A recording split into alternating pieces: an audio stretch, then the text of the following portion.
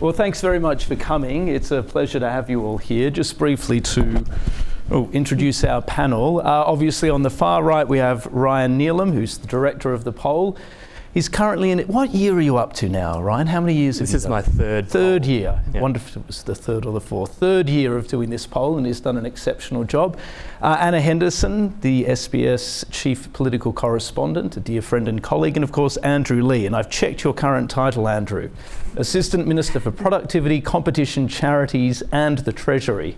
I was worried I might miss one. Welcome as well. He's written, of course, Andrew, in a really illuminating way about many of the domestic issues that we're going to tackle, as well as some of the international ones. And I'll start with you, Ryan, to kick off the conversation as the author of the poll. Can you give us the 20,000-foot view? What are some of the main findings about what Australians are feeling about the world and some of those core questions that we're grappling with? Sure, Stephen, and thanks to everybody for coming out on a cold Canberra evening.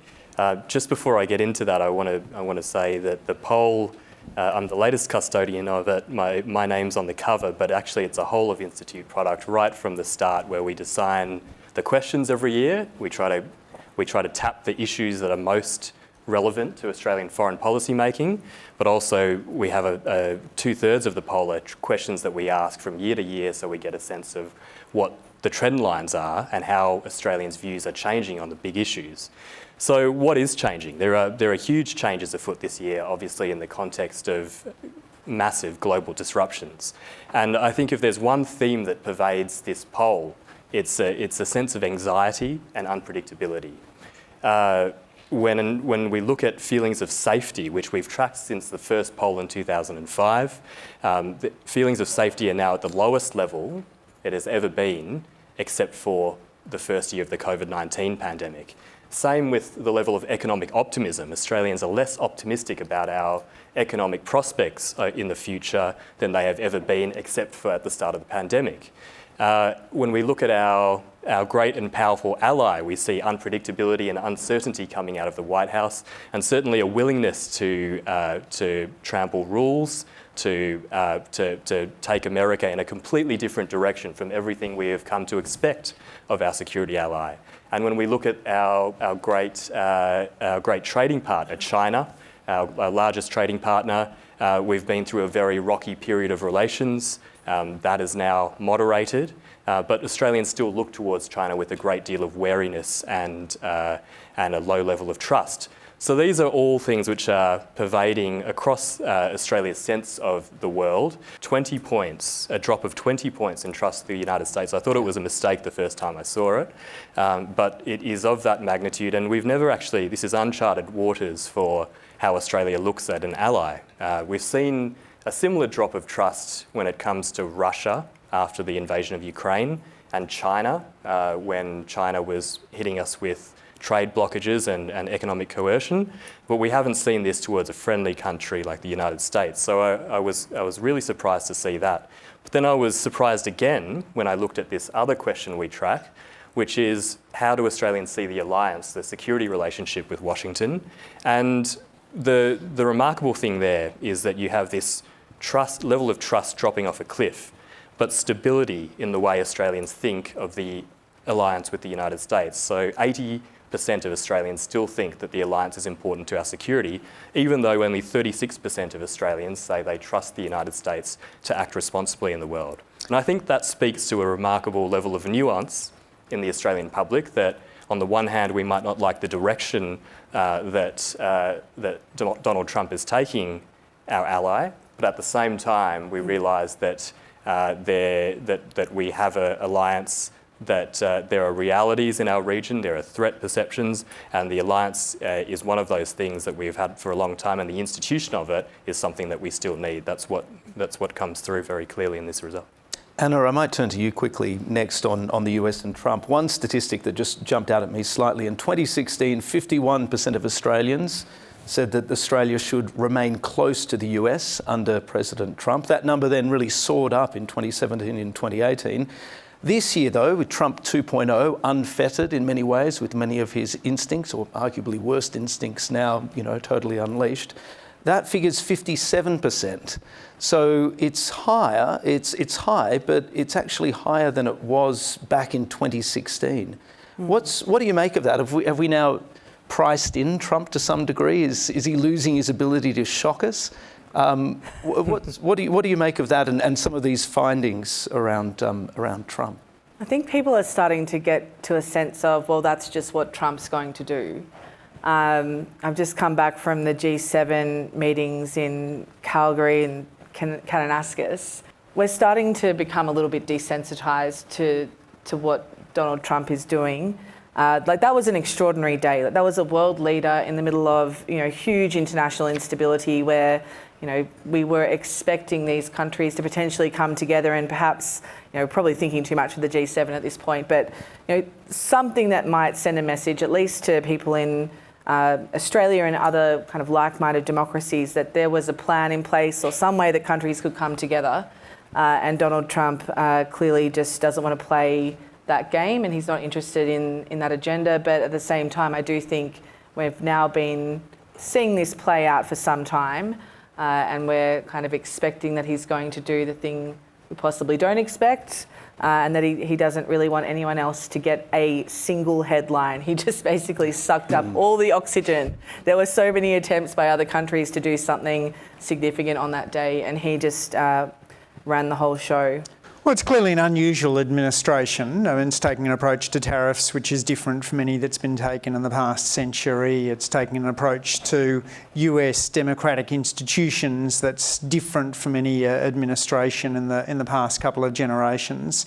So that's unusual for Australia, but I think we're also recognising the enduring value of the alliance, which has made its way through a whole range of different US administrations of different complexions. Clearly, Australians still have a strong commitment to open markets. Having written a little Lowy book on choosing openness a couple of years back, I'm pleased that the openness... I'll forgive the plug. The openness agenda... It's a great book, so I'll forgive the plug. 91% of Australians in 2005 said that they felt either very safe or safe. That figure is now 51%. So that's happened, over a fair period, but the trend line is clear. What do you think are some of the main things driving this? Well, my guess is people aren't thinking about crime. Most categories of crime have fallen pretty substantially over the last decade, so they'd be looking at what's going on in the international arena, and clearly, notwithstanding today's ceasefire, there's still a huge amount of international uncertainty. The way in which we engage with China is reflected in the fact that almost equal numbers in the poll see China as primarily a strategic threat, as do see China as primarily an economic partner, and the concerns that Australians have about the Middle East, particularly in parts of Australia where many people have friends and family who are caught up in the conflict. That feels very present to a lot of Australians, particularly in places like Western Sydney. What's interesting is those people who said that they felt very safe. If you look at the first 2 decades that we asked that question, the first 10 years or so that we asked that question, you had in some years close to 40%, getting up to about half of the population saying they felt very safe. You look at it in the last 4-5 years since COVID, and it's down at 4 or 5%, and it's never recovered, right? So I think what the pandemic did, it broke the sense that we were far away from the world and that threats couldn't reach us at home. And I think when Australians look at other threats, the idea that we might see conflict in our region, the sense that cyber attacks come out as the top listed threat to our interest 3 years in a row now. These are things where Australians are feeling the world really directly impacting them, and the sense that we are distant and we can hide from it is no longer there. Yeah, they're probably right. In 2018, when Australians were asked, is China more of an economic partner or more of a security threat to Australia, 82% of Australians said it was more of an economic partner, and 12% of Australians said that it was more of a security threat. Fast forward to 2021, 63% of Australians say China's more of a military threat, and only 34% say that it is more of an economic partner. So that figure, in the wake of the enormous sort of cataclysmic breakdown in the relationship between Australia and China, really did turn on its head. What's interesting that since then things have narrowed a little bit, and I just noted this year, Ryan, for the first time since 2020, by a very narrow margin, more Australians are now identifying China as more of an economic partner than a security threat. It's tiny, it's 50 to 47%. Anna, I might go to you on this. Do you have any thoughts on that? What do you think might be driving this? Well, politically, certainly, the Albanese government was working on bringing, Australia and China back to sort of the trade table and a physical return of an Australian leader into Beijing and Shanghai. That was a pretty incredible trip to go on with Anthony Albanese, given the fact that we were some of the first Australian journalists to go into the country for a significant period of time. I think possibly the moment when Don Farrell was at the trade hall in Shanghai holding up a couple of lobsters, you think, okay, crayfish. All right, things have definitely changed as compared to a few years ago.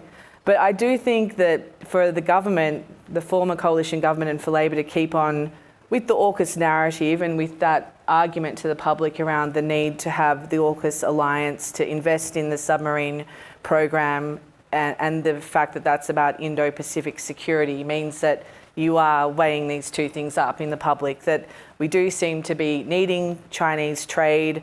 A lot of buildings popping up around Canberra right now are being largely constructed in China. There is a huge industry happening here, some of it public, some of it is not as well known. But then on the other hand, the security environment, the circumnavigation, or the fact that we're investing $360 billion at this point in submarines, people have these two things to weigh up, that we both need China economically, but at the same time that there is a sort of military aspect to all of this, which is unsettling. When we came to office, there was some $20 billion of Australia's trade that was subject to restrictions on the Chinese side. We managed to steadily work with the Chinese counterparts to see that reduced to zero. The two economies are highly complementary. Our iron ore builds Chinese skyscrapers. Much of what they're doing on the manufacturing front is complementary to our economy, and a lot of the supply chains are interlinked. There's huge people-to-people movements, the students and tourists and the like. So all of that is raising the prosperity of Australians, and it shouldn't be beyond our wit to manage a relationship with a country whose political system is different from ours.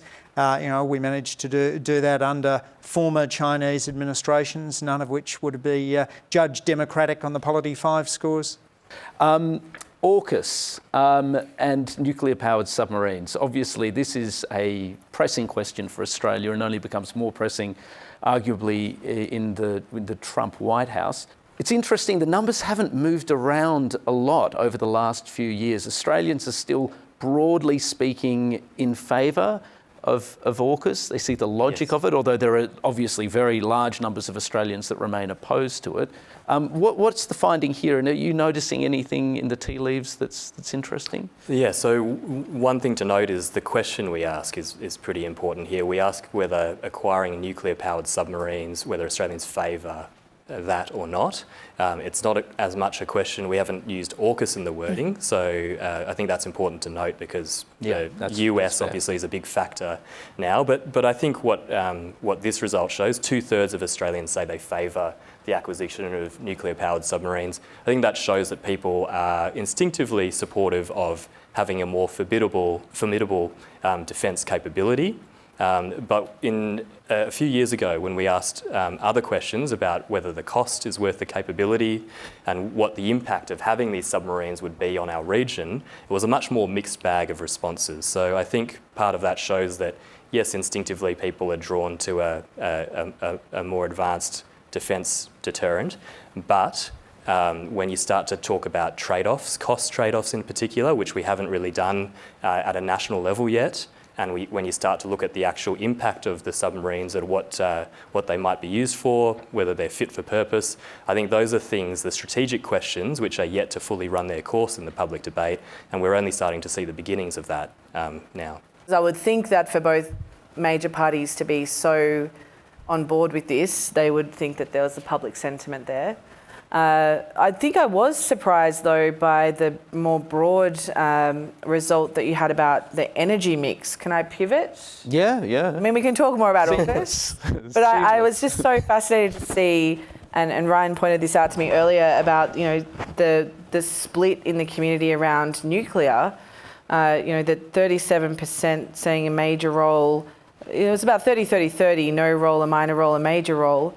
I think that says something around perhaps that the coalition's nuclear policy, perhaps some of the concern in the community was more about that it was going to be government owned or the particular sites, but as a theory within the Australian population, there does seem to be some acceptance or interest in seeing nuclear in the mix. So I found that really interesting. It is an interesting finding. I mean, the received wisdom is that Australians don't want to see nuclear power in their backyard. But is there a bit more nuance to that story, perhaps? So it is deeply polarising, and it was one of those issues where you're standing on pre-poll, chatting away with voters, and anyone who raised nuclear was either passionately for it or passionately against it. There were very few kind of fence-sitters on the nuclear debate, and I suspect that the election changed relatively few minds.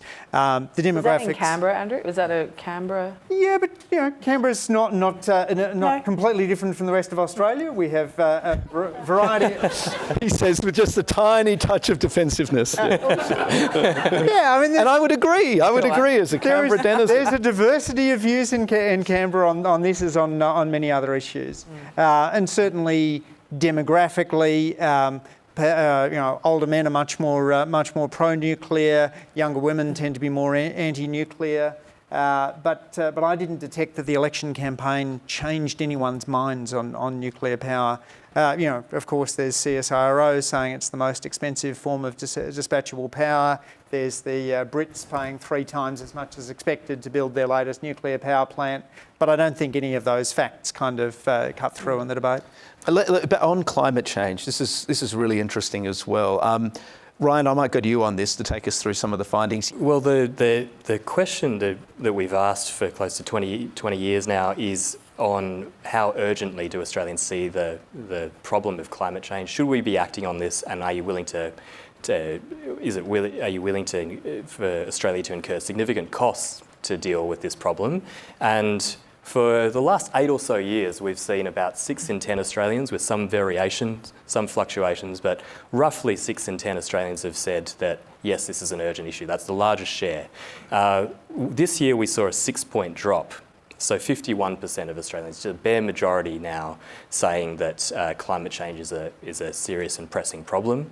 And I think if you look at the context of when this poll was taken in the election campaign, a big focus on energy prices, part of the answer of what's driven that drop has to be the cost of living and those concerns.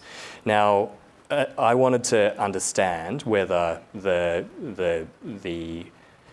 prospect of Australia benefiting economically out of the net zero transition was something that voters understood and that Australians actually had imbibed, because as people in this room would know, the government has this policy of being a renewable energy superpower, that we can actually not just mitigate emissions but benefit economically by exporting low carbon goods to the world.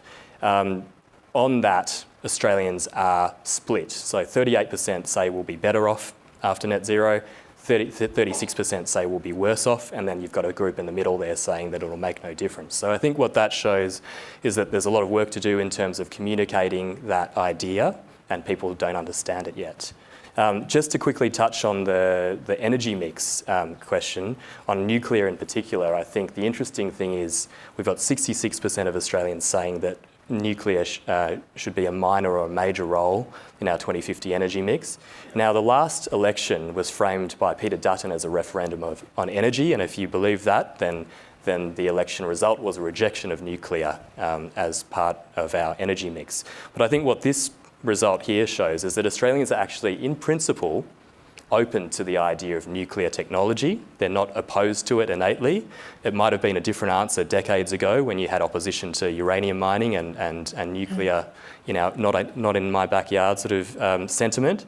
But now it's much more openness. And to link it back to AUKUS, where we'd sort of started this, I think part of an early bellwether of that change in principle views of nuclear was that the nuclear debate really wasn't a big part of AUKUS when it came up, right? Yeah, that's true. All right, just two more quickly, then I want to get to as many questions as possible. Foreign aid.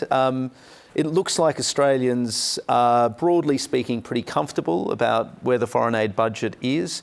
Right, you didn't. I'm curious. Lowy's never asked people to nominate a figure for what they think the ODA. You did one year? We have, about 10 years ago now. Okay, so it's fairly dated. But actually, the interesting thing was we asked two questions. This is going back over a decade ago now. We asked two questions. One was, what do you think the aid budget is? Or what do you think do you think our foreign aid spending is about right, too high, too low? And then we asked them to say how much we thought the aid budget was. It's sort of a gotcha question. And the remarkable thing was a lot of people said, too high. But then when you asked them what the figure was, a huge proportion of people thought that foreign aid was well above what it was, like 5%. Similar results in America. A lot of people would nominate. I remember there was a poll 5 or 6 years ago, and I think the average American believed that the foreign aid expenditure was somewhere between 3 and 5% of the US budget in total. Yes. And it was similar here. Yeah. So people have outsized assumption of our generosity, perhaps. And a general warming, it looks like, toward, not huge moves in the numbers here, but nonetheless Australians increasingly probably a bit warmer towards the idea of ODA than they would have been a few years ago. I see this as people are happy to stay steady in the amount that we give of foreign aid. So about half the population are saying that it's about right, we should stay where we are. About a fifth of Australians saying we should increase it and a third saying we should decrease it. So I think, it's steady. That might seem unremarkable, but actually in the global context with US aid being dismantled, the UK rolling back, not to the same extent, but reducing its aid program, holding steady is actually a win. Yeah. Anna, what do you think of this? Is this just an awareness in Australia that we're in a contested strategic environment and ODA is an important tool here? Or is it just that we've seen less political bun fights over foreign aid over the last few years than we did, say, a decade ago when, the coalition was very anxious about attacks on its right flank from One Nation, for example? Well, I don't think you can discount the fact that when this poll was taken, there was still, pretty tough economic circumstances for a lot of people who would have been answering this question. So Australians, I think, are quite, generous in the way they think about these things. But at the same time, I think a lot of people I spoke to on the election campaign, not that I was canvassing everyone about foreign aid budgets, but just curiously about, whether or not Australians were in the mood to see more help go overseas. There was a general sense that people were just really struggling to get their own finances in check and wanted the government to make sure Australians were being supported. And so, this is, I think, quite a good outcome in those circumstances for foreign aid going forward. All right. But I think people do have a real misunderstanding of how much we do give. Any thoughts on that? Oh, you've written about some of this before, Andrew. Do you have any thoughts on this? Yeah, I'm a strong supporter of our foreign aid program, which is now just ticked over $5 billion, 3/4 of it going to the Pacific, and really doing a huge amount not only to save lives, but also to improve our standing in the region. It's a really important tool of foreign policy. I do note a bit of a difference to how Tony Abbott and Peter Dutton couched their aid cuts. Both went into elections saying they were going to cut foreign aid, but Peter Dutton sort of did it quite quietly, didn't make a big song and dance of it, just said in order to pay for other things, we're going to cut foreign aid. Tony Abbott was singing it from the rafters in 2013. He was very proud of his foreign aid cuts. Peter Dutton was not quite embarrassed, but almost getting there. But also the magnitude, right? We had a real cut under the coalition. What Peter Dutton was talking about was something much more modest. Oh, he was going to make real cuts. I'm just saying it's not we're not talking anything in the quantum of what was actually had billions pulled out, back in 2014. Right. Yeah. I don't remember the precise magnitude, but certainly the politics of the cut, I think, is reflected in the way those leaders approached it. Last one, just quickly. Yeah, no, no, that's true. There was no Yeah. press release. That's a good point. 74% of those polled said that they believe that democracy is preferable to any other form of government. Ryan, democracy's had something of a revival, including amongst younger people over the last few years. Yes, and it's nice to kind of end on this note because there's so much doom and gloom in how we see the world and what's happening in the world. But the nicest result, I think, is that we're at a record high in terms of the number of Australians that see democracy as preferable, and that's in a context where we have global backsliding on democracy, we have democracy erosion in the United States, in Europe, the rise of the far right. So democracy is certainly having a bad time in the world, but in Australia, perhaps because of that, we are seeing the value of it. There is an age gap there. So younger Australians traditionally have felt that democracy there have been lower numbers of Australians saying that democracy is preferable than older age groups, and that gap is still there. I think what it shows, the fact that that age gap has been there for the whole time we've asked this question, is that it's essentially it points to it being a stage of life rather than a cohort effect. So not necessarily a generation taking that view with them, but younger people perhaps maturing. Yeah.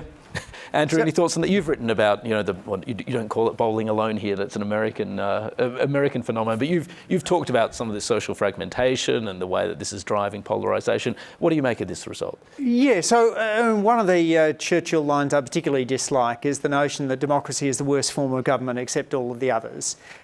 Democracy is something to be deeply proud of. It is a great system. There is a wonderful egalitarianism in the idea that each of us carry the same value when we walk into the polling booth. And that thanks to Australian innovations, we have the ballot box invented here, we have universal voting, which many other countries don't have, and we have an independent Australian Electoral Commission. So we should be really proud of democracy because it is the best system for many important ethical reasons, and Australia runs it really well. Endorsed. Anna, final thoughts from you on this? Look, I just came back from interviewing the Iranian ambassador this afternoon. So, yes, it is pleasing to see these numbers. And I find the social media side of this interesting as well, because what it says to me about the acknowledgement that social media is having an impact on democracy is that people who are consuming social media have some awareness that through AI, through the way clips are circulated, through how things can be through different methods now, potentially the meaning change, not straight reporting, that it's having an impact and people are aware of that. So that is good to see. Might also be some Elon Musk effect in that negative view of social media. Yeah, potentially. All right, well, on that note, we'll bring the event to a close. Ladies and gentlemen, can you please thank our panel? Thank you.